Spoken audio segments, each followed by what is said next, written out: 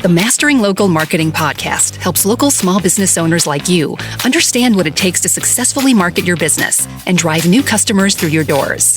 We provide actionable insights, interview leading experts and business owners in various industries, as well as provide tips and tricks we've uncovered over the last 25 years in the field.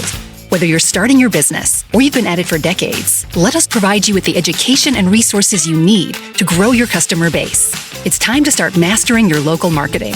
Here's your host, Matt Hansen. If you guys are listening live on AM 1230 WJOB and 104.7, we are doing we are moving into taping a lot of the podcasts live on the air. And part of the reason that I do that is that it keeps people moving.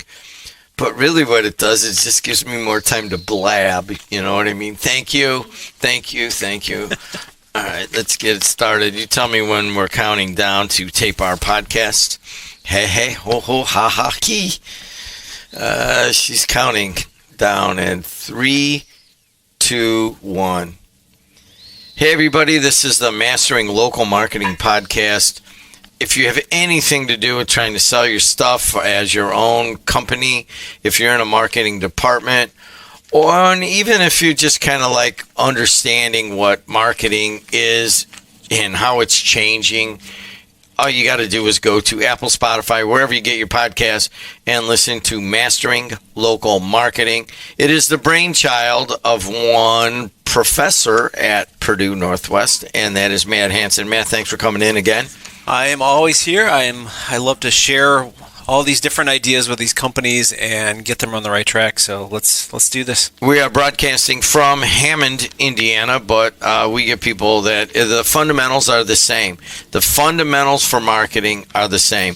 This is the 57th episode, and I find myself quoting you to clients. And I think that's dangerous. That's the only plan I had starting this podcast, that you would quote me every single week. So I've accomplished my goal in only 57 episodes. We're good. I went and talked to the Hobart coaches, like 20 coaches last night, and we set up a TV network, one of the first high school conference TV networks. And I'm trying to say, well, in our first year, what we're trying to do is we're trying to create awareness of watching the games, and then we want to create the second area where people are consider watching them, businesses consider making it a regular spend for them, and then ultimately once we got the fan or the business, then they're at the bottom of the funnel. I love the funnel. I love the awareness, and then consideration, and then the close. And I've had it quoted to me by a couple of people that listen to this podcast. So you are making a difference. Well, that's good. I mean, again, I have lots of conversations every single week with people reaching out. We have a lot of people that have provided support. They ask questions. I've had a lot of requests to come and see different people, different groups. So yeah, I think we're touching on something that's a need.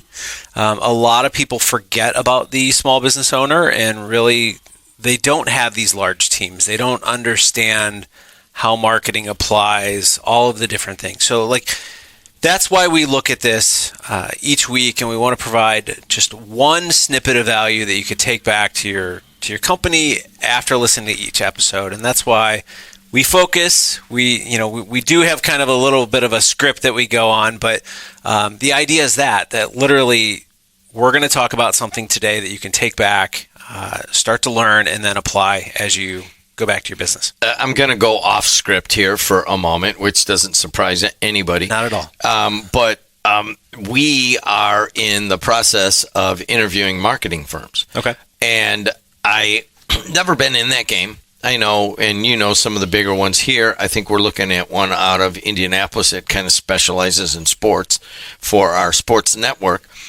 But I didn't realize there were so many out there, and I didn't realize my buddy has a business. He just signed a big one with a marketing firm, and I'm like, well, where are they placing all your they're not placing anything. They're just giving me the message and the material and the strategy. We still have to do all that other stuff. Just touch on that. If you're a small 1-person, 4-person, 10-person, you may not do this. But if you get a little larger, and you have, you're in a company that maybe has 50 employees or larger, I mean, where does the marketing firm that's going to do all this for you, where does it sit into the ionosphere? I think you just described it. You described my typical agency customer. So I do a lot of work with creative agencies where they'll do the creative, the messaging, put the entire campaign together, but they don't actually go implement it. And that really is, you can have the greatest message in the world, but if nobody ever sees it, then it's not going to hit, right? So the idea of just creating creative and a story and then handing it back to you, I'm not saying that one agency is better than another or whatever, but that's where I hear it a lot. People come to me and say, I need to find the right customers, the right spots. Where are they? So as I sit down with small businesses, one of the very first things that we start to talk about is who is your customer or customers, right? Target markets, avatars, however you want to reference them. Who's that target market? Where can you find them? What are their habits, their media habits? When they wake up in the morning, are they having their coffee, scrolling through Facebook, Instagram? Are they checking their email? Are they going to a certain website? Are they checking the weather that morning? All these different things day in the life. So you really can understand where your message needs to be, right? So if I create the greatest marketing message ever and I put it in front of the wrong people, it's going to fail miserably. So there's two sides to it, right? There's really great storytelling, really great creative branding, all of that. But there's also the placement that you have to understand as well. So again, I love the fact that creative agencies just want to hand that over to Digital Helium and we take it and run with it. But realize that there's two parts to it. And that both of those parts can cost some money. Right. And we're talking mostly to the small and medium-sized business. Certainly the principles are the same for larger marketing departments. But one of the things that I took the Matt Hansen classes when I got my MBA is that you got to strategically place discounts, sales, BOGO offers. And what is just before we get into the specifics, small to medium-sized business, when should they look at discounting? Well, unfortunately, most of the time when discounting pops up, people are just thinking they need to stimulate sales. So right now, we're in the middle of July. Most small businesses are a little bit slow, right, because of summer and how things are. I get it that there are two sides to the story here, but maybe your traffic isn't really generating right now. And the first thing that people go to is, well, we need to have a sale.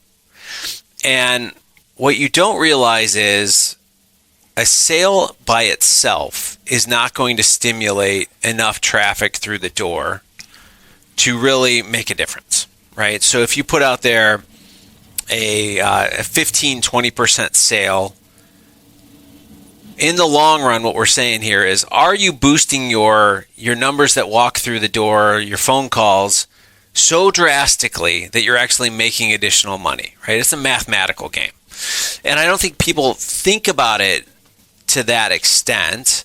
Many people just go, well, we got to have a sale. We got to get more people in here. And what they realize is, you may see a small uptick in people walking through the door, but if you're not tracking any of this data, you're not tracking the number of people that typically come in the door, typically call you on a day, and then we're running a sale. Now continue to track it. Did the uptick go up 50%? Did it go up 0%? Like, where are we? So there's these numbers that you have to look at, but I see it all the time where people will throw a sale and they'll say, oh, well, normally we do $1,000 a day in store. We did $1,100 today.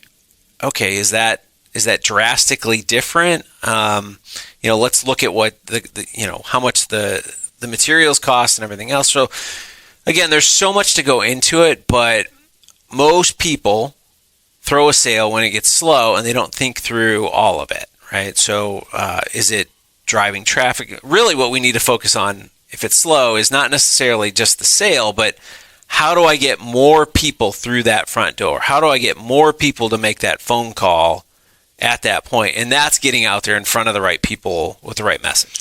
Let's use an example of a small to medium-sized business. I do another podcast called Calumet Painting, and we talk about home improvement.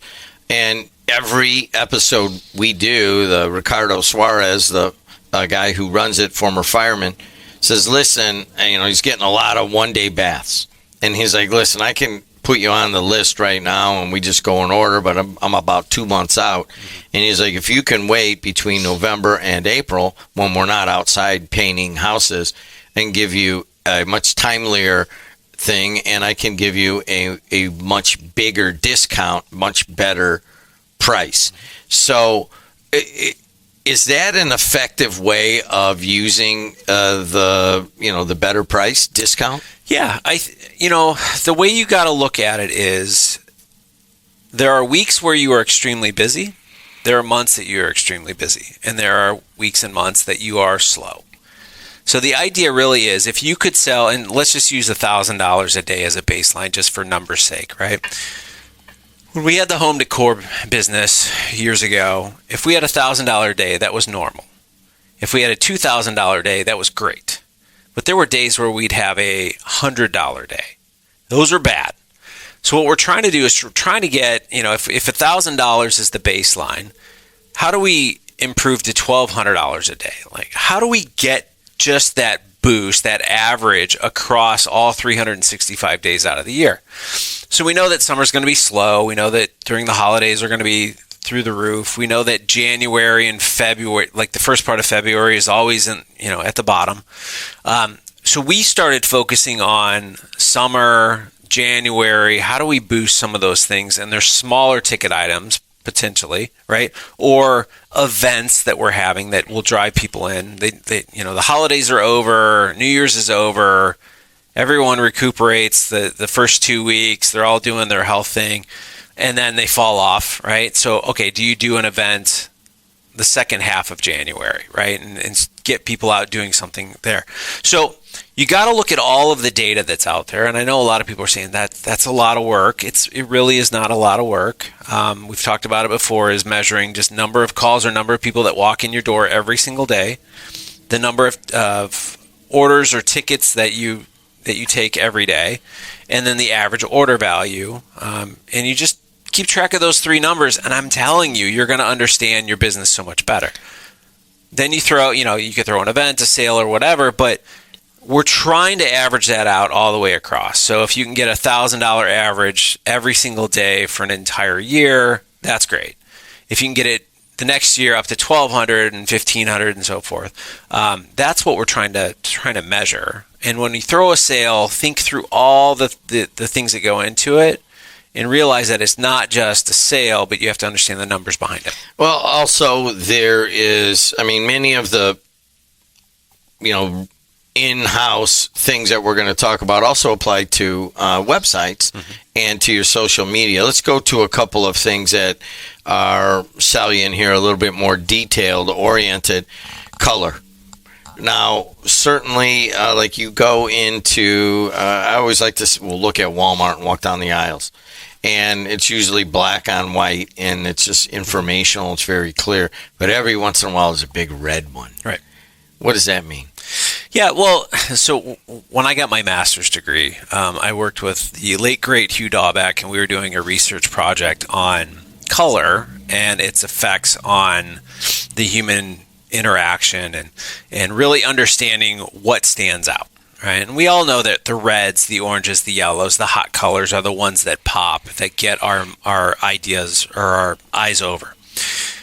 That's fine. When you start to look at fast food, think about it, right? So red and yellow is McDonald's. They want you to notice quickly. Even Burger King, Taco Bell took a drastic right turn one year and went purple in there. Yeah. But nobody owned purple, which is, the reason they went that way. But think of it in terms of the hot colors are to get you to look quickly, right? To get your attention, to grab it. When you do something more like a blue or a purple, it's more soft, right? So blue is more of a loyalty color, trusting, those types of things. I mean, if you look behind us, the logo is blue and kind of a beige, and that was done on purpose because it's all about loyalty and trustfulness, and we're providing value. Right? And we're both actually wearing blue and beige. You know what? From now on, when we're doing the podcast, Adriana, remind me we're doing it. I always want to wear blue and beige just to match our beautiful logo. You're going to want us to get shirts next. We got the mug, so I do have a Mastering Local mark. You know how much merchandise would sell, not only for this podcast, but just for you in general? The amount of money we would get from merchandising. You know what? I do this podcast. He's my friend, and I'm learning at a very advanced age how to market because I have to in my business, but also I'm learning that this is so exciting. And I know it sounds kind of odd for someone to say all that really boring stuff you taught in the MBA classes that I thought, why am I taking this course? I'm applying every day, and now I'm doing a podcast about all that very boring stuff because I see how helpful it is for the American dream. Yep. You have to have these fundamentals, and this is like, it has changed our business that I do this because I come out and I say, hey guys, we need to do X, Y, and Z. Hanson this, Hanson that. These guys are tired of hearing it. I've heard that. They are. It's not real until Hanson says it. Well, if it is what it is, let's also talk about phrases and how you're going to look at it, both online and in your store. We're coming up on the football thing right now, and we haven't, we need to do something, and we're looking to blow something up. Like, hey, we have a special for the fall here. Limited time offer is what we kind of landed on. Do you like that phrase? I do, because the biggest thing with sales and limited time offers is the urgency. Really understanding that it's not going to be around. A lot of people will think, oh, yeah, right, like that's not going to go away. But one of the things I love to do is literally put that out there and say, okay, this deal is for 5-6 days. And even on a website, and I know we're talking about kind of like in-store today, but even on a website with a timer that ticks down to 0, I got one yesterday. I forget who it was from, but it was an email, and in the email it had a timer that was ticking down. I'm like, oh, I love this. And really what we're trying to say is it's going away. If you do it properly, it goes away. You let people know the offer is no longer available, but it may come back in the future, right? And maybe you come back with that at 3-6 months later and say, hey, the offer's back again. That's where people get excited. They'll jump back in. But stick to your guns on that. I think the urgency side, if people start to, I know we've talked about Menards in the past, and Menards with this 11% rebate sale that they do. When they first started that, it was like, oh, wow, people would get all excited about it and go buy a bunch of stuff. Now it feels like they do it constantly, right? It's lost its luster. It's there. Mostly contractors. Right. Yeah. Which is fine. I mean, that's their thing. That's what they do at this point. But there's no urgency behind it anymore. Now I expect it when I go in there. I don't expect to, if I go into Menards, I'm not expecting to pay full price without the 11% rebate at this point. So you've trained me that it's not a limited time offer anymore. I'm going to see it every single time I go in there. So that's what I mean by urgency, limited time offers, and those types of things. How does that relate to the emotional trigger? Now you have really there's two main areas. I remember this from the class. The urgency, which we just talked about, but you also get an exclusivity. And we sell that to some extent is, hey, you're in a special club and we'll lock you in at a price. We sell like, I think 3 for $30, which is 3 years. You can lock in $30,000 a year for your marketing, and we could be worth 60 or 100 next year. It doesn't matter. Right. You're still paying 30. You are in an exclusive club of 3 for 30s. So urgency versus exclusivity. how do you know when to apply that emotional trigger? So exclusivity is more like your best customers, right? The ones that maybe you have customers that only buy on sales, but they've been loyal to you year after year. And I've done this with many companies where we'll reach out and talk to those customers and say, we've given you X number of % off or cash back or free gifts or whatever it may be every single year. And it's a personal sell, even at that point, right? So not everybody is getting that. And when I've worked on some pretty significant campaigns through my years. I've worked on small, I've worked on large, but I'm going to take this all the way up the ladder right now. And when I start talking about Fortune 500 clients and looking at them, they would have 5 million emails that they would send out. But then the very next email that went out was to, let's say, 27,000 people, which is a drastically different email. It was based on loyalty. It was based on past purchases. It was based on a variety of factors. So only this small little segment was getting this deal, and it was based on data points that we had. How does that relate back? Well, if you look at a small business and you say, okay, we have our 80-20, 80% of our business comes from 20% of our customers roughly, you start to look at that and go, okay, out of those best customers, who are the ones that are consistently coming back? Who are the ones that are prone to discounts, right? And I'm going to identify them, and I'm going to continue to give them what they want because they keep coming back over and over and over again. So if we focus on that, if we understand that people, they react in a similar way, it's hard to change personalities. We identify the personalities that are most prone to that, but the exclusivity is interesting because it almost elevates your status from a customer standpoint to say, well, I got this discount, you didn't get this, right? I'm going to take advantage of that because I get it, and you don't get it, and this person doesn't get it, so I'm going to hold on to that. I'm going to make sure that I continue to get these perks, right? And that's what it's really seen as a perk, even though it's just a discount and you have to buy anyway. Let's just one more thing. Let's do the symbols and where you like to go. I mean, a couple of ways of giving this sale or discount is one is a percentage, 20, 10%, whatever it might be. Another one is a dollar amount. Save $100 on a new heater right now if you're an HVAC guy, which I like to use a lot. And then there is more of a retail thing where you buy one and get another one free. Now, I think Walgreens is just very famous on buy one and get the second one on half off. But BOGO or half BOGO, those are three of the main ways of doing it and using those symbols. How do you apply each one of those?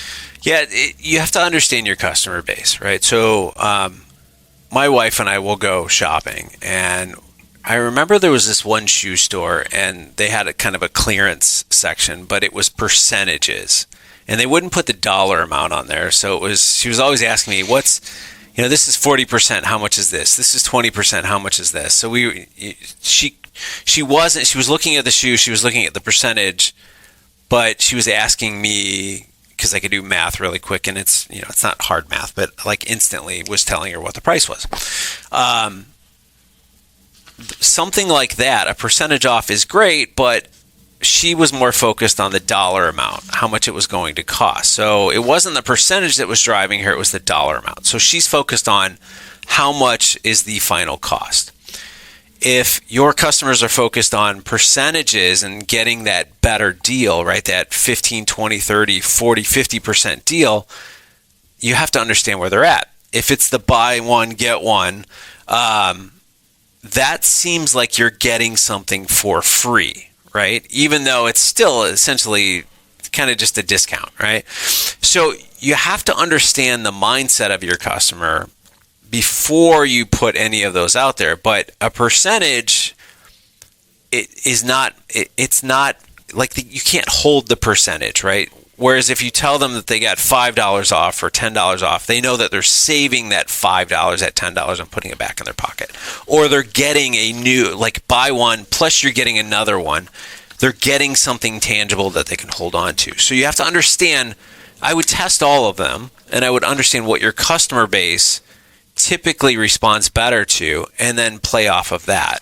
But I can tell you, I've gone through this with my own family, and as somebody that knows marketing, it's intriguing to me to watch, because even my kids are different in how they respond to different things. So I would just test all three, percentage, dollars off, and then buy one, get one, just to really kind of see what your customers respond to, and then take that moving forward. We're up against the clock, but I just want to bring up one example. One of our customers here at the radio station and the streaming sports video, Jed TV, is Easy Clean Car Wash right down the way here.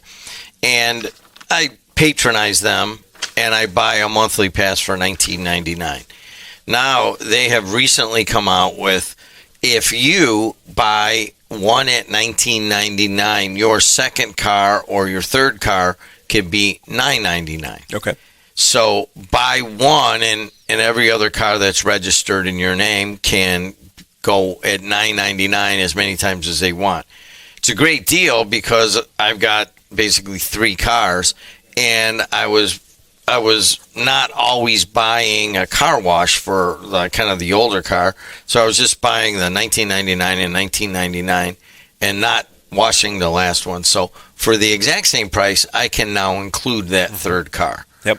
And I don't know if that is, going to bring in new business, but it's going to let me do more with the same amount of money. How do you like that kind of sale? Yeah, I mean, you can get creative with that. I always wondered, because I've seen those deals. I don't subscribe to any of them, but one, it's a subscription model, so they don't have to worry about getting your money or you having to come in and pay anything every single month. The second is, it's a little bit of an upsell, right? I mean, you could do it a variety of different ways. So they have it, one car is one price, the second car is another price. You could also then say, all right, a full family of cars could be this price. I mean, there's a million different ways you could do that. But again, I'm seeing a lot more people doing the subscription models and things like that. I think it works really well. Actually, one of my first jobs was at a car wash when I was in college. So the subscription model, it worked really well. But it's intriguing. I mean, the discounts, let's face it, they're selling water and a little bit of soap. So, if you go in there, I don't know how often you wash your car. Every 2 days. Okay. So I will tell you that when I worked at the car wash, I washed it every single day, and I rubbed the paint off. So don't go too crazy. But they got better paints now. I hope so. Yes. He's Van Hansen. This has been the episode number 57 of Mastering Local Marketing, talking about sales, using the colors, the words. We didn't get to everything. We'll put the outline in the words below the podcast, and you can get it at Apple, Spotify, all sorts of places. It's called Mastering Local Marketing. Thanks a lot. Thank you. Until next time, see you later. The Mastering Local Marketing podcast helps local small business owners like you understand what it takes to successfully market your business and drive new customers through your doors. We provide actionable insights, interview leading experts and business owners in various industries, as well as provide tips and tricks we've uncovered over the last 25 years in the field. Whether you're starting your business or you've been at it for decades, let us provide you with the education and resources you need to grow your customer base. It's time to start mastering your local marketing.